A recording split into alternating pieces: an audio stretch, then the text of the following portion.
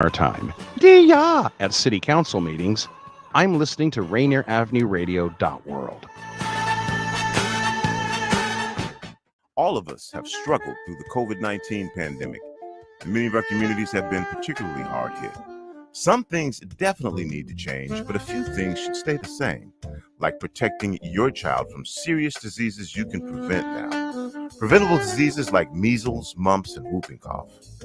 Is camp, childcare, or in-person school on your family's agenda? Give your child a healthy and safe summer and school year by making sure they're up to date on vaccinations and well child visits. You have the power to protect. Call your healthcare provider to find out what vaccinations your child is due for and make an appointment today. If you need help finding a provider, visit parenthelp123.org or call the Help Me Grow Washington hotline at 1-800-322-2588. An interpretation is available. Tune in to Real Estate and Money every Tuesday afternoon from 2:30 to 3 here on Rainier Avenue Radio World. Join your hosts Violetta Strash with John L. Scott Kent North and Tina Lombard with Guaranteed Rate Affinity. They'll help you navigate the waters of our volatile real estate market and offer you some guidance on how to make your hard-earned money work to make your dreams come true. Learn about current trends, get tips on financial matters, and have fun, interactive discussions about your home inside and out. That's Real Estate and Money. And welcome to our live studio audience for another exciting edition of Did You Know? And here we go with round one. Did you know? The COVID vaccine is free and easy to get. You don't need insurance or an appointment to get your vaccine. Vaccines are available at many locations near you. And now we're going to double the value. Did you know? The COVID-19 vaccine is always free of cost. You can visit pharmacies, community health centers, and other health providers in your neighborhood. And now for the lightning round. Did you know? The Delta variant of COVID is a mutation that has health experts worried because it's twice as contagious. Then for our finale. Did you know? The best way to protect yourself from the COVID Delta variant is to get fully vaccinated. Get your vaccine today. Find out more at kingcounty.gov/vaccine. Did you know? Would you like to see when your favorite Rainier Avenue Radio show comes on? Check out our show schedule, updated weekly at rainieravenue.radio.world.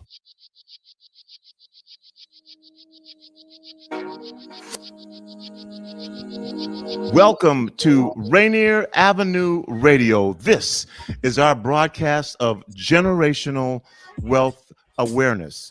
This campaign is going to be something that goes on for 3 months. So you'll be hearing messages on our radio station. We have had the opportunity today to hear from a large number of members of our community of all ages and all backgrounds. The question was, what is generational wealth? And they answered that question, and I can't wait to share that with you as we move forward with this campaign. But this is the part where I don't know if we define it but we definitely address it. And so we'll start this off with a couple of guest speakers. By the way, my name's Tony B. I host a show on Rainier Avenue Radio called Street Beat. A lot of our show hosts are in the audience right now because this is also our annual holiday party. So we've been having food, we've been playing games, we've been listening to music. And what better way to again, continue this part of our holiday party by addressing issues that are of deep concern to our community, because that's what our show hosts do on their shows. If you're listening to Rainier Avenue Radio for the first time, we broadcast 24 hours a day, 7 days a week. We broadcast talk shows that discuss critical issues. Sometimes the shows are funny. Well, at least they're supposed to be. That's what the shows want. We also broadcast sports, Pepe Bean and Lidline Sports. We broadcast high school sports, football, basketball, baseball. We broadcast in multiple languages. Of course, we broadcast music, all genres of music as well. And we have youth programming. We offer coursework through our Creative Arts Digital Media Academy. We've taught classes in the Rainier Valley Leadership Academy, Rainier Beach High School, Cleveland High School, Franklin High School, Meany Middle School, Mercer Middle School. We've even taught classes to Mount Lake Terrace, and I'm leaving out Franklin High School.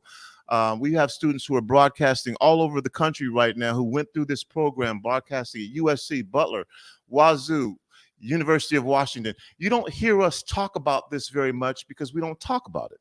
We do it. So this is one of the rare opportunities where we're talking about what we're doing because we gather together today and share this information. So to get this conversation on generational wealth started, I'd like to first bring up Dietrich Schmidt, and it is the Washington State Housing Finance Commission. Washington State Housing Finance Committee. So why don't you go ahead and get us started, and thank you for your support of what we're doing starting off today in the interest of our community. Happy to be here, Tony. Thank you. As Tony said, my name is Dietrich. I'm with the Washington State Housing Finance Commission. We help out with down payment assistance to help bridge the gap to home ownership for folks anywhere in Washington State, as well as additionally we have lower interest rate first mortgages for lower income home buyers. And we also have a number of other programs and things we do, including home ownership assistance funds for folks who've fallen behind on their payment and just need a little boost up in order to keep them in home ownership. And I myself work mostly on the down payment assistance programs throughout the state, including special ones for the city of Seattle and Tacoma and other parts of the state. And also very excited to have our 37th District Council member here, Tammy Morales. Councilmember Morales. And take as much time as you need. Thank you for being here. And I know that I mentioned, generational wealth and that our broadcasters were going to be here. And if you could say a few things to them as well who volunteer their time to share and put a lot of time into this in support of our community. Councilmember Morales. Sure. Well, thank you. I'm Tammy Morales. I'm a Seattle City Council member representing South Seattle. District 2 used to start at the CID. Now it starts at Yesler Terrace and goes all the way down. I said 37th, huh? That's okay. That's okay. District 2. District my bad. 2, Seattle My City bad. Council. District 2, I was thinking. Anyway. Legislature. No, that's okay. So I, as I said, serve on the Seattle City Council. And in my office, we do a lot of work on generational wealth building. We're particularly interested in small business development, how we support our entrepreneurs in the city, particularly down here in the South End. And I really think of generational wealth as financial assets that one generation has that they can pass on to the next. So it might be a house or the value of a house that the next generation might get to inherit. It could also be a small business. It could also be stocks and bonds and that sort of thing. But we know that some communities really haven't had access to the ability to earn, keep, or build generational wealth. And so part of what we're doing in my office is trying to understand what are the barriers. We know historically, many of them have been redlining, racist housing policy, racist lending policies. We are moving past that, but what we're really trying to do in the city is look at our land use policy, look at how we allow housing to be built or not be built. What are we doing in our Office of Economic Development to support access to capital for small businesses? We have a lot of folks who don't speak English in the city. And so what kind of languages is our information available in, so that if there are loan programs or grant programs that our small businesses need access to, they have that information in a language they understand. So there's a lot of different work happening. I'm glad Matt's here to talk about some of the work that our Department of Neighborhoods is doing, because we have put in, as a council, we put in some funding to do a lot of analysis of what the barriers are in our city departments and how the city is sort of getting in the way of the really important work that needs to be happening. So I'm hoping you'll tell us a little bit about that. Thanks. All right. Well, thank you. Again. I was saying it's okay. I don't have any. I was saying 37th district. I knew it was District 2, so I don't want to give people bad information. And so District 2, I was thinking of what the what was I thinking of? The It? state legislature. We're in the 37th state. Yeah, yeah, legislative and district. Paulo Street recently was a victor in that, and he was here recently, and maybe that's why that was locked in my brain. But these things are important, and so yeah, that's why we're here right now. So we're going to continue this conversation in regards to generational wealth, but I'm gonna start with Matt. And Matt, the city has what is a generational wealth program that, or how would you describe it? Well, it's initiative. Initiative. Right now. And my name's Matt. I actually don't have the pleasure. I'm not an employee of the city. I've been partnering with the city as a community member, as a consultant. And it should say, we just got through with budget season, and I'm really appreciative to Councilmember Morales and the whole council made some really tough decisions, and one of them was to keep in this initiative. So it is still quite new, not the work of building generational wealth, but this initiative is pretty new. We started this year. We set it with 3 goals. One is to understand and try to surface all the different programs that the city is currently doing right now that may be related or tied to building generational wealth. Some things are pretty obvious, like down payment assistance support, and some or to like food programs for elementary age children. That's one thing to look at, to do an inventory of what the programs are currently happening. Another thing was that we're looking across the country and seeing what other work different municipalities and cities are doing, and how can we learn from and borrow from ideas what other cities are doing to build generational wealth.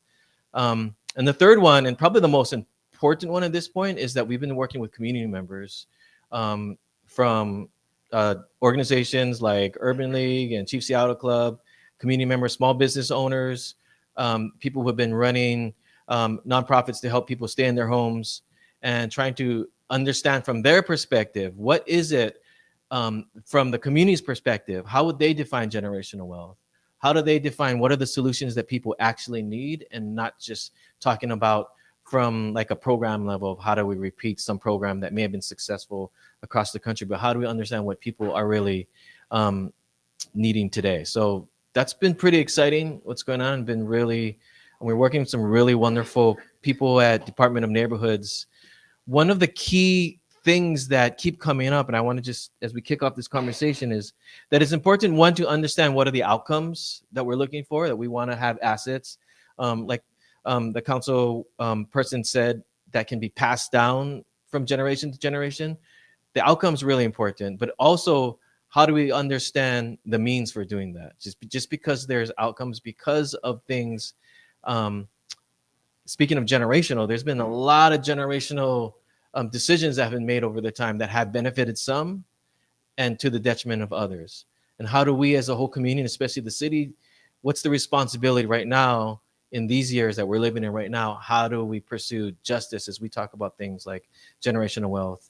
How do we live up to the promise that the city has for everybody? So one of the things in this initiative is really looking at for Black, Indigenous, and people of color, how do we make sure that the programs, that the ideas and innovations that come out of this work center the people that we need to center? Oh, thank you. And Shay, I'm not going to give you any direction. I'd just like you to introduce yourself. One of the things that I think is cool about our relationship is that we connected on, hey, let's build community together. And then from there, we just started doing what we said we would do and supporting each other and building community together. To me, that's part of the generational wealth of building community. I'm not going to put words in your mouth, but I'd just like you to introduce yourself and whatever you want to say before we get going. Yeah, thank you so much. I'm definitely honored to be here. My daughter's here too. You want to introduce yourself? Naija. There's Naija. She's 4 years old. My name is Cheseon. I'm a Korean artist, and I have 2 children. My other son's right there in that wagon. He's hanging out, pretty comfy. Yeah, I'm really honored to be here. Thanks for inviting me. You know, generational wealth is something that I think about often, especially now that I have children. And, you know, passing down what I've learned and raising the next generation is just an everyday thing for me. And so when we talk about wealth, I think about value and power. And then when we talk about generation, it's like, where did I come from? And, you know, what's my children's lineage? And, you know, I hope that they have children and move onwards. And so when we talk about where we're coming from and where we're going, I think it's really important to understand our own culture and our own history. And especially in a place like America, where you're told to kind of fit in and you have this very strong like racial divide. And even when you try to find solutions, the solutions are always relative to the problems. But can we imagine a life where we support our cultural futures and we're not just trying to be anti-oppression? You know, what does a life where, you know, me as a Korean immigrant and as like my children who are Black and Korean, what does it mean for them to live with authenticity in this world and be connected to their culture and their lineage? You know, and when you really think about where we come from, you know, it's not just, oh, my parents came from Korea in a war-torn country where over 4 million people were killed in the United States. But it's also, you know, is my life here in America, and what's my connection back to that lineage as well? And now that my children, you know, have like African and some Irish blood in them, and Korean, you know, what does it mean for them to live with that integrity? I saw this recent social media thing. It was saying each child is like $1 million investment, you know? So it's like, you know, I don't have $1 million in the bank, but I do got 2 million children, $2 million worth of children right here, you know? And, you know, and I think if you are wise about that investment, it could mean a lot more for you. Because, you know, as we go on, like some people, you know, they might build a lot of goodness, but it's like, who is it for? And that's what I think about all the time, where it's like, there's all this good stuff happening in the city, but it's going to only certain groups of people. And then even those groups of people that they're getting that, it's like, ultimately it gets like, maybe goes to like thrown out in space by trying to do some research thing with Amazon, you know? And it's like the wealth isn't going back to the people, isn't harmonizing our relationship with the natural world to have value moving forward for generations. And so, I mean, it's hard to say exactly what it is, but I think like the cultural and like the healing and the self-awareness and the community that we can build is a huge part of wealth. And without that, you know, it doesn't matter how much money you have, or if you have a home, if you don't have people that you love there and you have no one to give it to, and you don't have a community, you know. And so, you know, I could go on, but just, you know, those are some of the thoughts that come to my head when I think about generational wealth. And I think, you know, we need to look at how we're living, not just from our perspective in our lifetime, but like, you know, in indigenous cultures, they think about 7 generations down the line. You know, I just talked to my father in Korea, and he was showing me, he's saying like, hey, you want to write a journal every day so that you have time to reflect. And he's showing me his journal on video chat. And the year, I was cracking up. The year was like 4,300 something, because according to the Korean calendar, it's not 2022, you know, it's 4,000 something, you know. And so, you know, when we think about lineage and generational wealth, you know, it's a lot more than just money and like the American Western capitalistic framework of what that means. Because like, you know, we're passing down our generations and our DNA and our ancestral past from how far way back to how far forward, you know. So anyways. All right. Well, we have a party to get to, and so I'm not going to keep y'all here very long, but I do want to get a couple questions. And since I have an entire group of on-air personalities here, I don't mind putting people on the spot. Bert, would you come up? And I know you're like, hey, I didn't plan on doing this, but you know how to handle a microphone. Would you just quickly say a little bit about Phil Am Radio, and then whatever question you want to ask of our panelists here, ask that question. But first, I need you to face the camera over here, and tell our audience who you are, a little bit about Phil Am Radio. No, we don't have a lot of time. And then you ask a question. Oh, okay. My name is Bert Kawili, and I'm one of the co-hosts of Phil Am Radio. First, I'd like to say thank you very much to Rainier Avenue Radio.world, Tony, especially to our producer, Daniel. Where are you, Daniel? Daniel has been very, very patient with us and he has done a good job. But anyway, our program, dwells on entertainment because we want the whole world to know about Rainier Avenue Radio. And we have achieved that purpose because we have listeners from all over the world: Australia, Philippines, Germany, everywhere in the world, every state. Because my co host, Miles Salvador, who cannot make it, she broadcast from Australia. You could imagine that. And she does a good job, even if her internet sometimes kind of makes her disappear. But otherwise, it becomes even more, her disappearing act becomes even more interesting and very pleasant. Uh, so, again, we broadcast every Tuesday, 1 o'clock to 2:30 in the afternoon. And just you can just imagine our guests in the Philippines, for example, or Australia, they have to wake up at 4 o'clock just to be able to participate in our program. But we are happy with the arrangement. We always tell Tony to give us more 30 minutes because the 1.5 hours is not enough, to be honest with you. Anyway, that's all about Philam Radio. Okay. Again, my name is Bert Kawili. Thank you. Now, can I ask my question?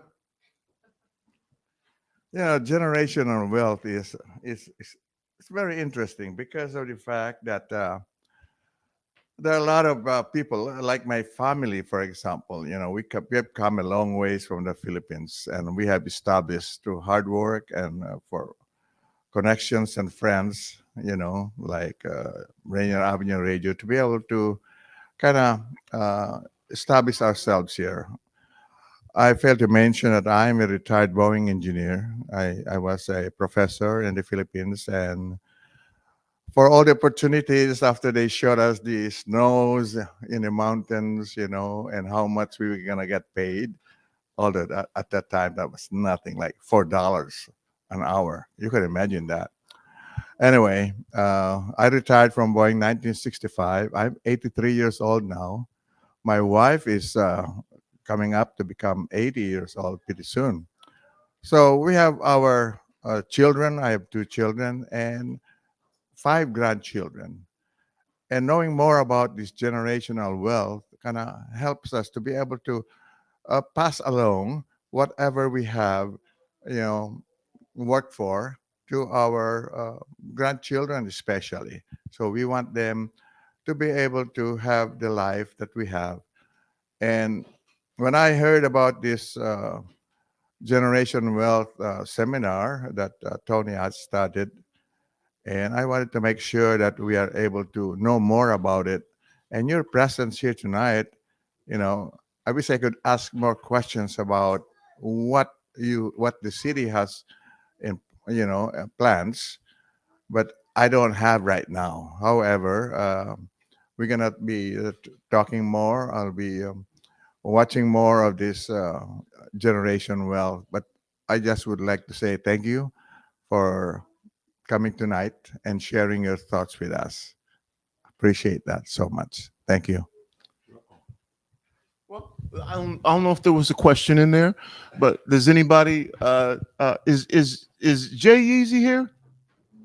John? Thought I saw John. Okay. Thought I saw John in here. I guess I'll bring up somebody really quickly who's been with us again, Mark, and just talk a little bit about your show really quickly. And then, do you have a question about generational wealth? You should have a question. Everybody should have a question. Well, Bert, you should have a question too. You said you're going to have a question. I'm going to get to our staff first. So quickly, face the camera, stand over there. Quickly talk about your show. And if you don't have a question, then tell us why you don't have a question. All right? Well, I don't know. Just quickly talk about your show. Hey, good evening, everyone. I'm Mark Bryant. I'm the host of Fitness Corner. That's what I do. I'm an exercise guy, and it's every Friday from 11:30 to 12 in the afternoon. So there you go. That's my show. Okay. What's your question?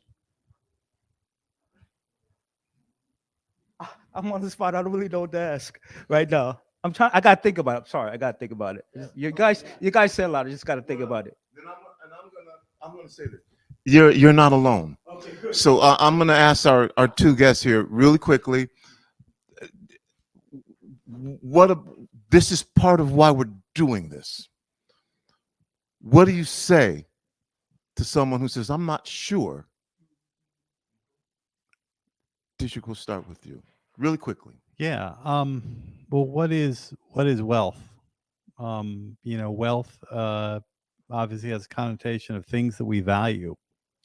I can tell you, from my own personal experience, many of the things that I valued myself that I received on the generational wealth was the time my father was able to spend with me, and the fact that I came from a family that had enough means that was possible. It was the wealth of attention and wisdom and knowledge for me, which I think is a part of the value of it. And passing down generational wealth, I believe, this is just my opinion, but is so much more than just the possibility of real estate or monetary issues. Those are very helpful, but they are in themselves just a means to an end. They're just they're a pathway that makes things easier, and they're a good thing to be able to pass down. And I hope what we do with the commission with the down payment assistance and the programs that we have allows a lot more of that to occur and happen. Councilmember Morales, again, just what do you say? I said, hey, ask a question. Yeah. I'm not sure even how to frame it, how to ask it, what to say. What does that mean?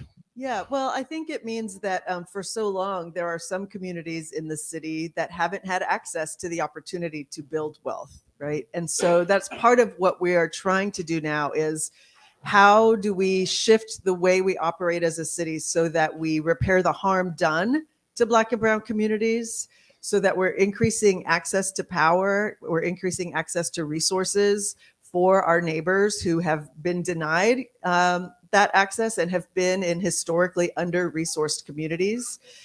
Because the questions that we all have to answer for very often are, why is there crime here? Why is there violence here? And the answer is because for generations, these neighborhoods have been under-resourced and we have to fix that. So as Shay was saying, part of the plan is how do we make sure that the seventh generation has access to those things, but we can't wait that long. We need to start working now so that your kids' generation has access to power and resources, and that we start to fix the things that the city is responsible for creating for the last 150 years of the creation of the city. Now, I know folks might be chomping at the bit, but I'm trying to really play traffic cop here. Pepe, come on, man. Renault Pepe, being host of Little Line Sports. Quickly tell us about your show, and I'm telling everybody to be quick. And then if you have a question, please ask a question. Hello, everybody. I'm Pepe Bean. I'm one of the co-hosts of Little Line Sports. We've been doing the show probably about 4 or 5 years. One of my co-hosts, Granville Emerson, actually started Lid Line Sports. And what Lid Line Sports means, the lid line means your point of view from below the brim of your hat. So pretty much that's what that means. We broadcast Monday on Rainier Avenue Radio.world from 7 p.m. till 8 p.m. So please feel free to listen, comment, and whatever. We love those. And we're able to talk sports, and we talk from a perspective. We're not binded by the likes of ESPN or Fox Sports, or where they have to kind of control what they say. We could probably pretty much say what we want and how we feel about what's going on in certain local teams and national. So that's what we do at Lid Line Sports. I don't have a question, but I pretty much have a statement about generational wealth. I think it's important to have it in this particular community because, as all of us probably know, the Rainier Valley, Rainier Beach area is the most diverse community in the nation. And that says a lot. And having generational wealth keeps that going. If we had generational wealth in the central district, right, and like we had in the 60s and 70s, we wouldn't have the gentrification that we went through. So generational wealth is quite important to keep the communities as they are, because I feel it's important to have a diverse community in every city. I mean, not every city should be predominantly white, predominantly black, predominantly anything. They should all be diverse and and healthy and wealthy and safe. Thank you. I'm gonna where's BK? Come on up. Just quickly say a little bit about your show. And if you have a question. I got a question. Hi, my name is BK. I do a show called BK Presents, and I allow people to tell their story. My show comes on Sunday lineup. Like this Sunday, my show will air at 8 a.m. and 12:30. My question to you guys, maybe two of you guys can answer. How do you guys handle people that have an idea or a passion that is a solution, but they don't know how to fill out the forms? How do you guys handle those kind of people or those kind of situations? That kind of sounds like I don't know if everyone can. Anyone who wants to answer that question. Well, I'll give a quick answer from the perspective of, for example, our Office of Economic Development has several different programs that they rolled out, especially in COVID, trying to make sure that small businesses could apply for grants. They have technical assistance staff who can help you walk through what should go in the application. And we're trying to really streamline all of that so that it's not 200 pages of stuff you have to fill out. It's like a one-page form. So if it's a city related thing, I would say talk to somebody in the department and ask them for help walking you through a document if you're having a hard time understanding it. And yeah, just there's something more specific you want to say. Well, I mean, I totally agree. And the city has been doing a lot on the back end to how to make sure these applications are simpler, they're easier, that they're accessible through language. And one of the major challenges I think is about like generational wealth in general, is that like I didn't grow up with the kind of information that we've been talking about. I didn't grow up with anything like a savings account was like how in my family, like if you got money, that's what you do. You get a savings account at the bank. And none of my people had savings account really either. So one of the challenges is like as a society, so much information has been like sequestered from a lot of people and kept in very specific communities, to the point now where the language almost seems like a foreign, or financial talk seems like a foreign language often. So making sure we gotta be honest about that, and we have to make sure, take the responsibility for city, not just city departments, but banks and other institutions need to take the responsibility. It's not someone's fault that they don't understand what they're signing when they're talking about a reverse mortgage, or it's not their fault if they don't have any stocks or bonds or things like that. We have to take the responsibility. Anyone who has any position in these institutions, it's their responsibility to make it accessible. It's not about how many hoops can we jump through, because people have to earn it to have the right to ask these questions. That this information has to break out, because it's very, very, very much locked in. And we're learning that in just the groups we're working with. We got people who are like leaders in the organization. They don't know, most of us don't know. It's very few people that know how to use financial instruments or know how to understand those things, especially when you're in a city where the pricing is changing so fast for things like housing and vehicles and things. So the information, breaking that loose is so important. All right. Go ahead, I Shay. add just quickly, I think the forms and, there's a history of just oppression and gatekeeping. And so there's a lot of like a defeatist mentality out there due to past trauma of saying, if I try, I won't get it, so I might not as well try. And while the forums are important to, go through, I think it's important to have like the consciousness and the vision and the goal set inside. And then I feel like if you focus on that, there are people who know the information you need to know. It doesn't have to be you, but there are people that will help you as long as you are persistent and you're resourceful. And, my good friend told me this quote, and I think about it often, especially during struggles. It's like, if you're loyal to your dreams will be loyal to you. So if you have a dream of doing something in the community and you think like the money is stopping you, it's like, I really think it's like, if you stay loyal to that, you'll find a way, and you'll find the people that can help you and support you. And a forum isn't going to stop you. I feel like it's kind of recognizing how oppressive systems are and how it's limited our ability to dream and our ability to see what's possible, to even ask for help, and to think what we're capable of. Because I think we're a lot more capable than we imagine. Thank you. Mac, come on up here, Mac. And then we're going to wrap this up unless I've missed someone, but I want to make sure I don't keep folks longer than they need to. Well, I'll get you to. Just want to make sure you get our show. And there's the camera. Stand right over there, Mac. I'm going to give you the microphone. Tell us a little bit about your show, and then if you have a question to ask. Hi, my name is, there I am. I'm flashing there on the, yes. My name is Mac McGregor, and my show is the You Can Make a Difference show. What I do is I shine a spotlight on people that are doing things to make a difference in our communities and in our world. Oh, all right. There we are. Okay. There I am. I thought that I was flashing, so I was lighting up. But anyway, yeah. So I do have a question. I am an LGBTQ activist. So if you know that, good to see you. Yes. And when you talk about building generational wealth, how do we do that with some parts of our community that have been cut off by their families because of who they are, but are now starting to build families of their own, but they're cut off from anything from their family before?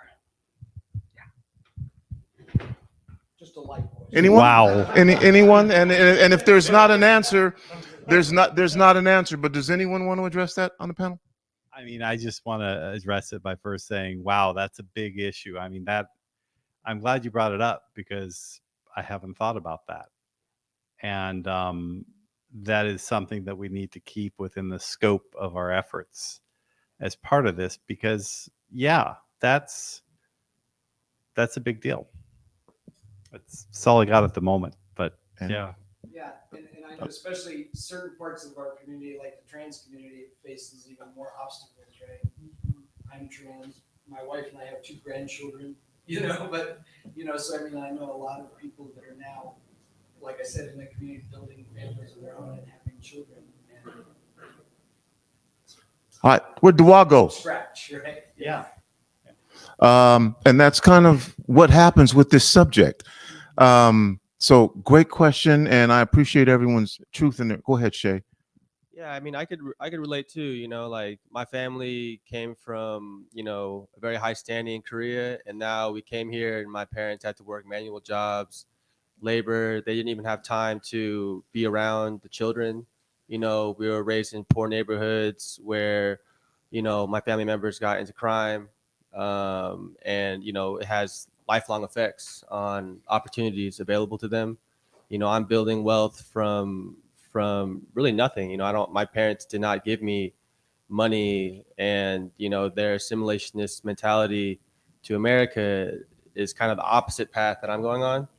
And so I feel like a lot of people can actually relate to that struggle in America, especially like from the BIPOC communities, where their wealth and their families have been disconnected. In the Native community, it was illegal to practice their religion and their spirituality up until like the 80s.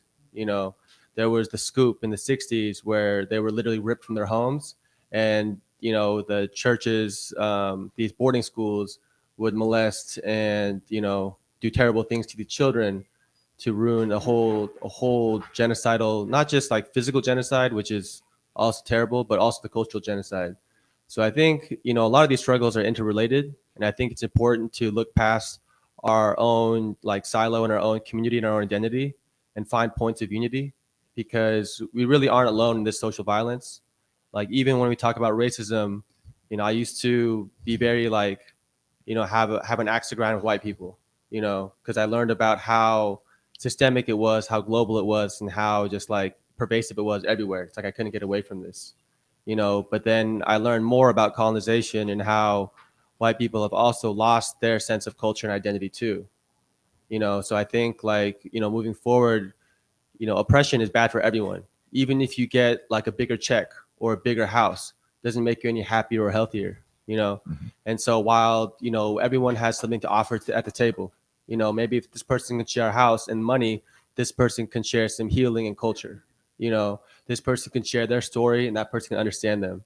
So I feel like we really need to get over this like, oh, my struggle is so bad in the oppression Olympics, and let me use my identity and weaponize it and say, hey, you don't know me because I've gone through this, you know. But we all suffer, you know. And so I think it's more important about how do we heal and how do we come together. And you know, yes, identity is important, but there's things that are so much more important.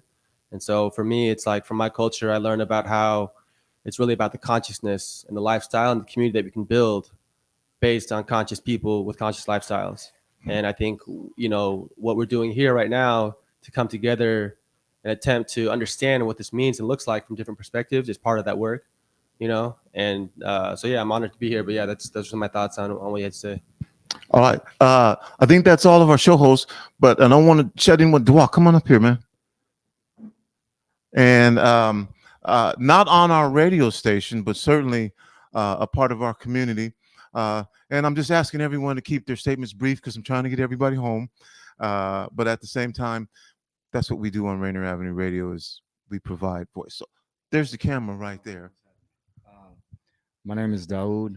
I just came from the gym. I live in the area, and I'm here to. I want to address them. I know. Okay. Yeah. Watching too. Okay.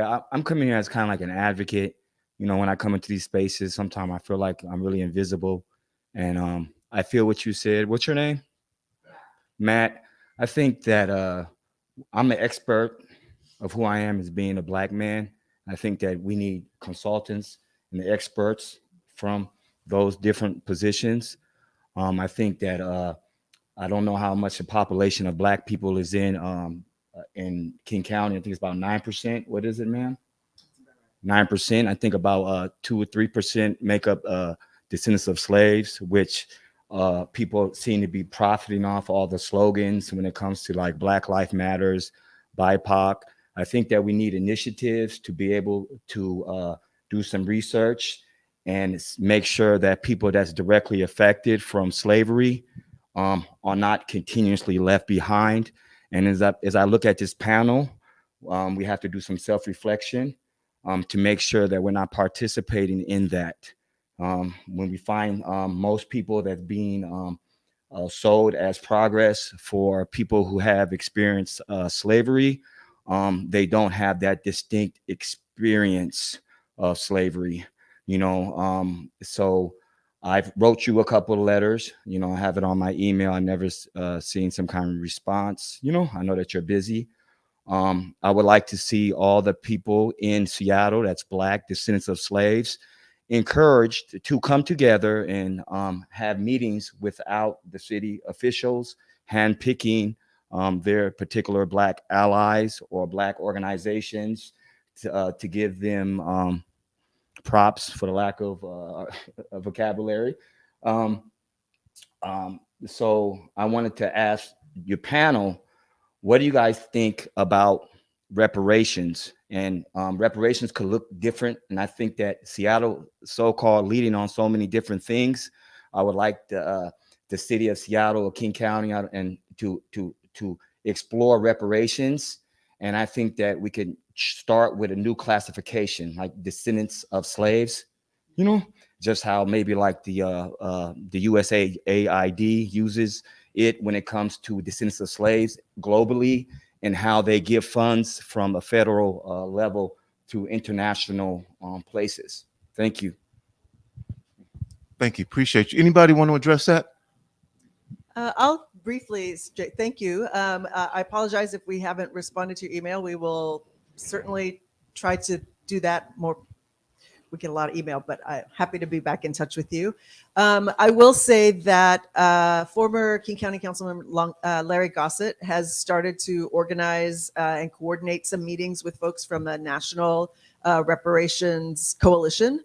So there was a draft. I don't recall, I'll say if it was a resolution or ordinance, but last year that started to circulate, and then I haven't seen what happened to it lately, but there is some conversation happening. I'm happy to follow up with him and see, if there is additional work that the city needs to do to keep something moving from the city perspective. And I will say, as you mentioned, that work is being driven by former descendants of slaves, and they're just looking to the city to support the idea. So I'm happy to continue doing that, supporting the idea, having conversation to see what we can do to move something at the city level, whether it's resources or policy changes. But I just don't know where that coalition's activities are at the moment. It is impossible to put a broadcast station, it's 24 hours a day, 7 days a week, that handles issues like this into an hour. And that's why. Stan, I wanted you to, or do you want to come up?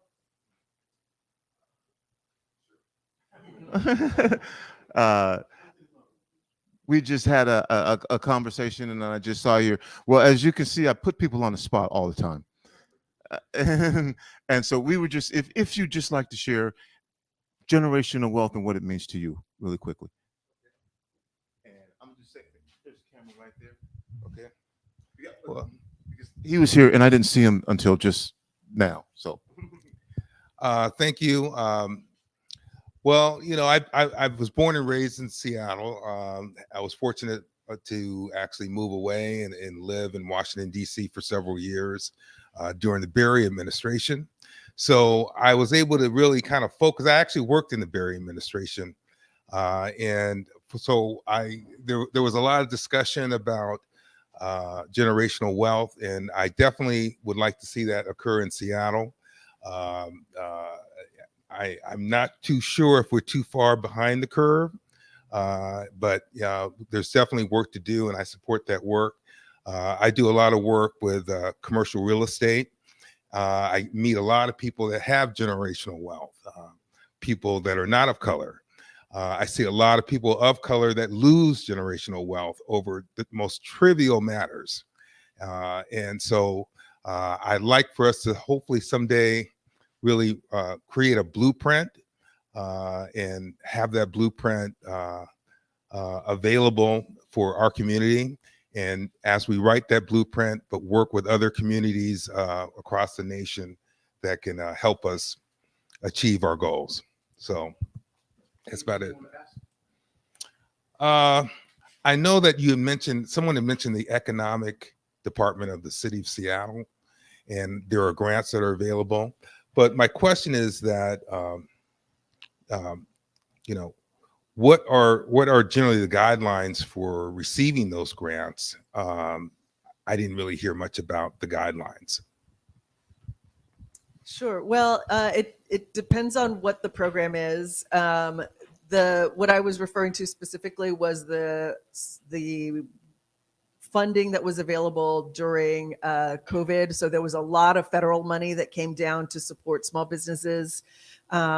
And the criteria that OED used for that really was based on location of the business. So most of the businesses that received funding were from communities of color. That was some of the criteria that we put in place. And the process for it was still cumbersome. It still didn't get rolled out as efficiently as it could have. People weren't made aware as quickly as they could have been. So I think there was a lot of lessons learned from that. And in the future, my hope is that the department really has a sense of the sequencing that needs to happen so that people get access to the funds when they need it. All right. Because we're about to shut down because they're here longer than I intended for them to be. But does anyone have a quick question that they want to ask? Because one of the things that we make sure we do is make sure our community feels included. So if there's a quick question, come on up. And so I don't want to say don't add context to your question, but I just want to make sure that we get to the party and we get everybody here. We can have this conversation. Thank you. My name is Jim Tharp, and my question is to the committee, or especially a council member. When you look at the income of the average Black in Seattle, and you talk about generational growth or wealth, do you think we have to start with a baseline and understand things like generational wealth may begin with a trade school? Because if you start going to the higher levels, you're only going to talk about 1% to 2% who can afford a house out of the Black community, considering the 25,000. Can you just had a hard problem? Sure. So can you please? Yeah, well, I think, so part of the work is around workforce development, training, access to apprenticeship programs. So, for example, one of the things that we tried to do and didn't quite get there this past budget session was to help create green building apprenticeship programs to work with some of the construction trades. Because, I'm particularly interested in getting our young people who aren't going to go to college for whatever reason into the trades, because those are good paying jobs. Many of them are union jobs. And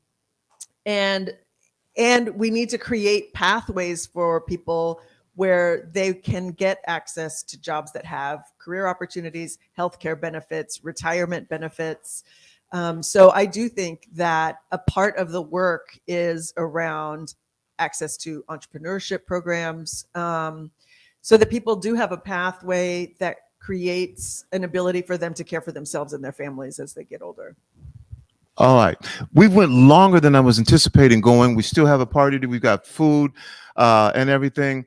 First of all, I would like the audience, please give a round of applause to our panelists, because it's not easy to sit up here and do this. And we can talk about it. The conversation doesn't have to stop here, but I will give everyone on the panel like 30 seconds for closing statements. I'm just trying to get everybody home because I appreciate you getting here. I'm going to start with Shay, then I'm going to go to Matt, then we'll go to Dietrich, and then Councilmember Morales will let you cut it down. Shay. Yeah, I think with generational wealth, I think there's a lot of pitfalls and traps when we think about avenues of success. I will just say that American success leads to global failure. So, succeeding in America as an individual might not be the best path forward. I think personally myself, as an artist, my main message is to center your own cultural future. You have to know who you are, where you come from, how your family, how your history has affected you and shaped the person you are. And then I think in terms of moving forward, the only thing that really unites all of us is that we're all oppressed. So I feel like working towards our collective liberation is really the way forward. And I think people need to kind of cultivate themselves to be in a position to build wealth and actually understand what that means. Because if you work so hard and climb this ladder of success only to realize you climbed up the wrong building, it's going to be a disaster, so. Matt. Yeah, and in one of the most wealthy cities on the planet, it should be expectation of everybody that I think not just for individual wealth, but also for collective wealth. And we'd be able to ask those questions and demand not just from the city or the county, but from just society as a whole. How do we make sure that we have safety, clean water, access to the environment space that we need, good education, in addition to having homes and things that we can pass down financially to our children? All right. And shameless plug, it's Washington State Housing Finance Commission. So shameless plug. I asked at the very last minute and they stepped up, because to put something together like this is not easy. And without any hesitation, they said, we want to be part of this and we want to be a sponsor of this. So I really appreciate that. That's walking, the talk.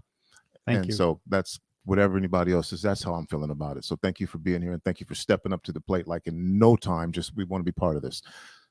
It's good to be here, and we're happy to sponsor these sort of activities. And I just want to say, as far as what we're all trying to accomplish, let's keep having these conversations, because I learned things tonight, and I'm sure that someone else in the room learned something tonight.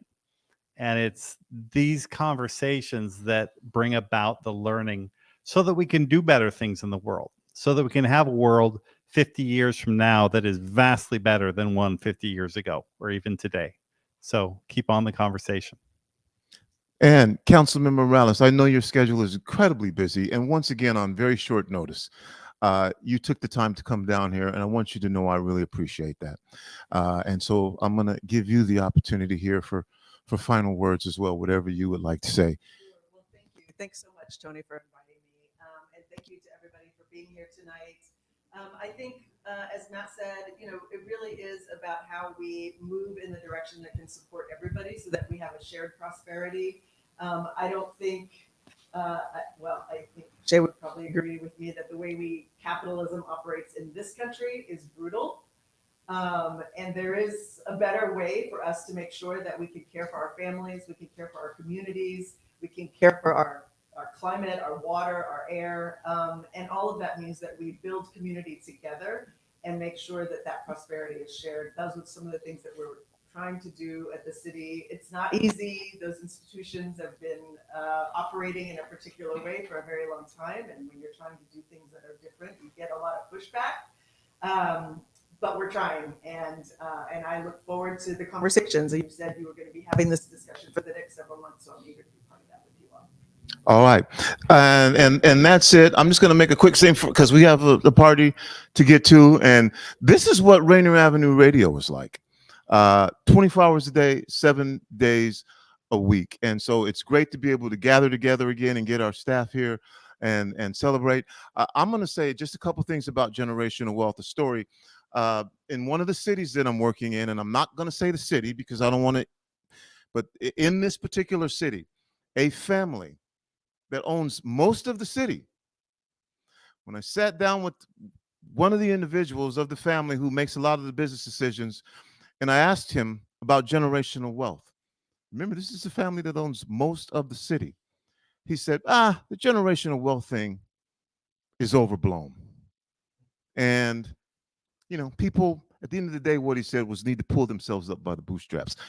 If you live in a city that is owned by a family that thinks that way, that may have something to do why that particular city is oppressed, because you get tired of dealing with that challenge. So as we're talking about generational wealth here today, the only thing that I'm going to leave you with, because you have some work to do yourself, we're going to do this again, and we're going to keep doing it for the next 3 months, unless we get some more funding. Matt, unless we get some more funding, and then we'll continue to do it. But you gotta have a strategy. It simply, generational wealth means one generation passing on wealth to another generation repeatedly. So thank you all for joining us. Thank you to our panel. Thank you for going extra and overtime. Really appreciate it. We've got food, we've got things to drink, and ping pong, and just conversation and community to have. I didn't get to say anything to James. James is one of our long, but this is Rainier Avenue Radio. And so however you have your holiday parties, I ain't mad at you. This is how we have our holiday party. And this is what you hear on the radio when you listen to Rainier Avenue Radio.world. That's it. That's all the time we have. That's going to do it for the kid. It's me, Tony B, saying, remember, whether you believe you can or whether you believe you cannot, you are probably right. I'm out. Peace.